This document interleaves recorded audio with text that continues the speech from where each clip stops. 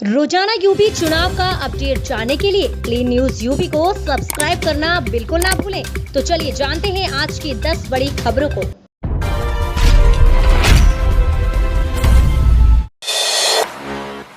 करहल ने उड़ाई अखिलेश की नींद, बघेल का दावा, बूढ़े बाप की छवि भुनाकर सीट जीतने की सपा प्रमुख की कोशिशें नाकाम।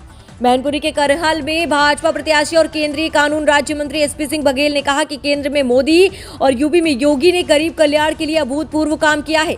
देश में 80% लोगों को 10 किलो राशन दिया जा रहा है। माताओं बहनों को खुले में शौच से मुक्ति दिलाई गई। लोगों को कच्चे मकान से बाहर निकालकर आवास योजना का लाभ दिया जा रहा है। ग्रामीण गरीबों को 1,20,000 और शहरी आवास के लिए 2.5 लाख रुपए दिया जा रहा है। एसपी सिंह बुधवार को न्यूज रिपोर्टर्स क्लब में पत्रकारों से बातचीत के दौरान उन्होंने कहा कि स्वास्थ्य योजना के तहत गरीब के लिए 5 लाख, विधवा, दिव्यांग और वृद्धा पेंशन का लाभ दिया जा रहा है। एसपी सिंह बघेल ने सपा पर जमकर साधा निशाना, कहा कि करहल सीट से मेरे चुनाव लड़ने की सूचना ने सपा की नींद उड़ा रखी है। सपा के राष्ट्रीय अध्यक्ष ने यहां मतदाताओं से कहा था कि मैं जब 40 दिन यानी चुनाव बाद 10 मार्च को आऊंगा, लेकिन करहल में बीजेपी की लहर देख अखिलेश यादव की नींदें उड़ गई हैं। वह करहल की सीट जीतने में कोई कोर कसर नहीं छोड़ना चाहते हैं। पूजा पल्लवी और सुषमा के लिए मैदान में उतर रही है डिंपल और जया बच्चन। जौनपुर, प्रयागराज और कौशाम्बी में होगा प्रचार।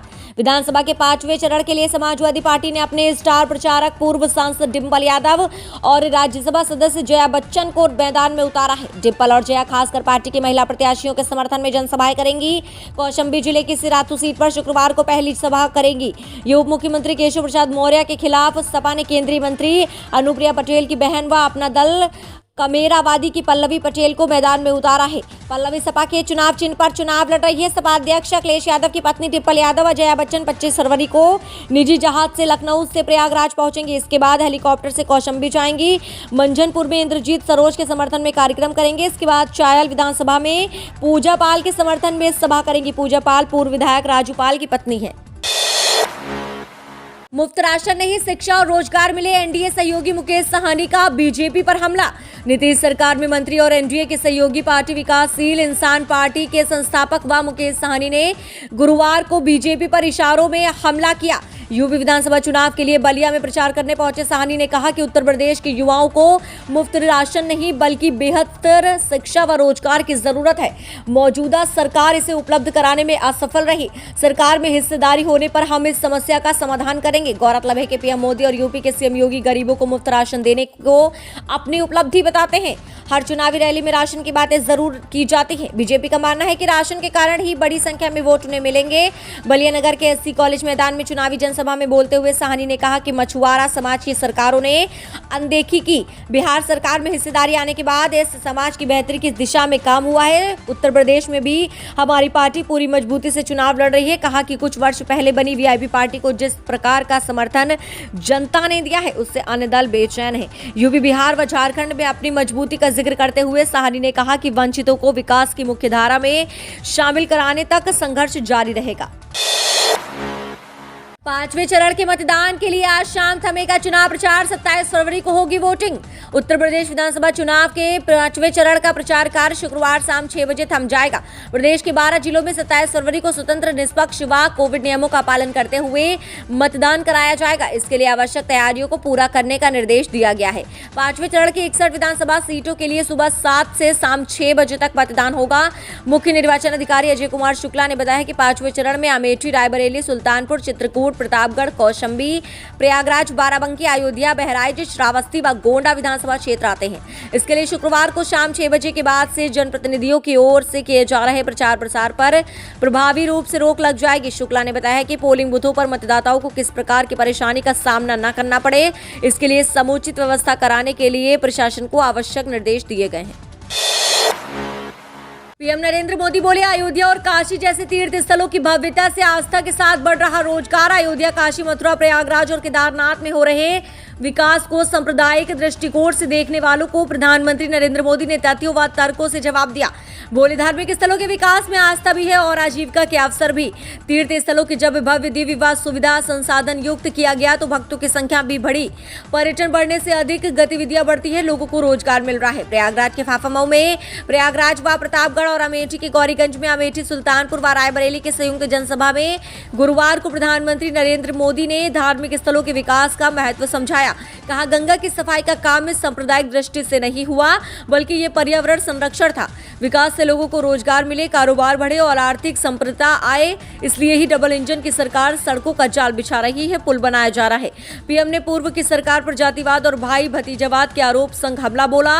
कहा सरकारी परियोजनाओं का ठेका ऐसे ही लोगों को दिया जाता है, अधूरा काम कर पूरा बजट लूट लिया जाता है। सपा के लिए बेहद अहम 5वें चरण का चुनाव, वर्ष 2012 का प्रदर्शन दोहराना बड़ी चुनौती। समाजवादी पार्टी के लिए 5वें चरण की 61 विधानसभा सीटों का रण बेहद अहम है। ये चरण इसलिए भी अहम है क्योंकि आने वाले 6ठे व 7वें चरण के चुनाव में भी इसका असर दिखाई पड़ेगा।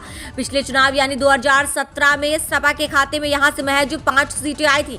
वर्ष 2012 के चुनाव में उसके पास यहां से 41 सीटें थी। ऐसे में सपा के सामने वर्ष 2012 का प्रदर्शन दोहराना भी एक बड़ी चुनौती है। सपा अध्यक्ष अखिलेश यादव इस चुनौती को स्वीकार करते हुए इस चरण का रण जीतने के लिए ताबड़तोड़ सभाएं और रोड शो कर रहे हैं। यूपी विधानसभा के 5वें चरण का चुनाव 12 जिलों में अमेठी, रायबरेली, सुल्तानपुर, चित्रकूट, प्रतापगढ़, कौशाम्बी, प्रयागराज, बाराबंकी, अयोध्या, बहराइच, श्रावस्ती व गोंडा में हो रहा है।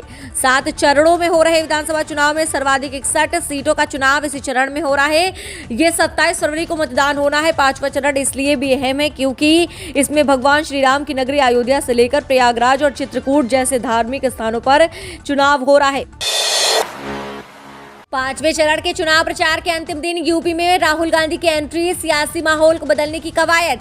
उत्तर प्रदेश में 18वीं विधानसभा के चुनाव के 4थे चरण बीतने के बाद 5वें चरण के चुनाव प्रचार के अंतिम दिन कांग्रेस नेता राहुल गांधी पार्टी प्रत्याशियों के लिए प्रचार करने पहली बार उत्तर प्रदेश आएंगे।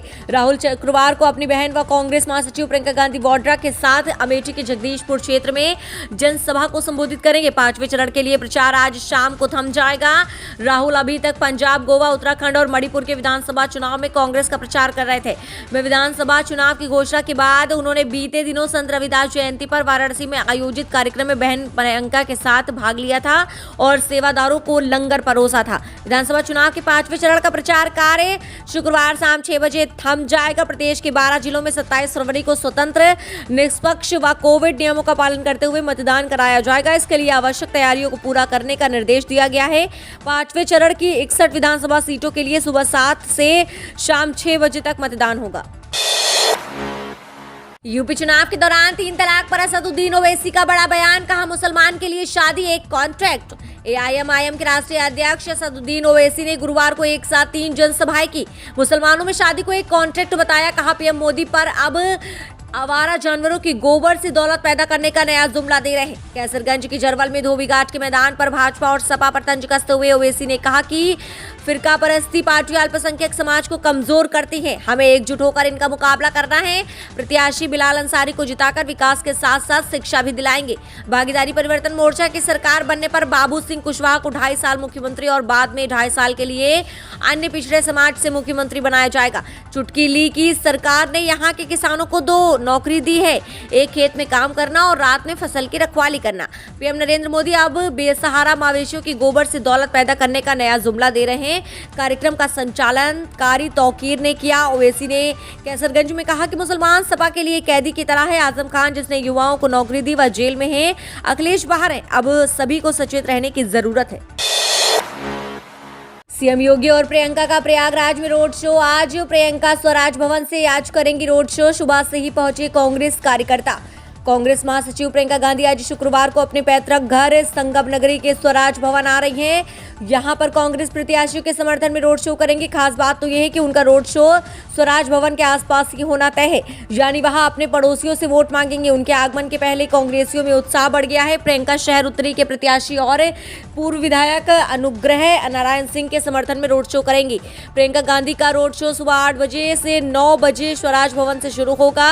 इलाहाबाद विश्वविद्यालय, लक्ष्मी टाकीज चौराहा से नेत्राम चौराहा तक लोगों की घर घर जाकर कांग्रेस के पक्ष में वोट मांगेंगी। 11 बजे बमरौली एयरपोर्ट से अन्य जिलों के लिए उड़ान भरेंगी। वहीं दूसरी ओर मुख्यमंत्री योगी आदित्यनाथ भी शहर में रोड शो करेंगे। मुख्यमंत्री योगी आदित्यनाथ भी आज प्रयागराज में रोड शो करेंगे। रोड शो लगभग 500 मीटर की होगी। प्रयागराज महानगर के शहर पश्चिमी विधानसभा के क्षेत्र में निकाली जाएगी।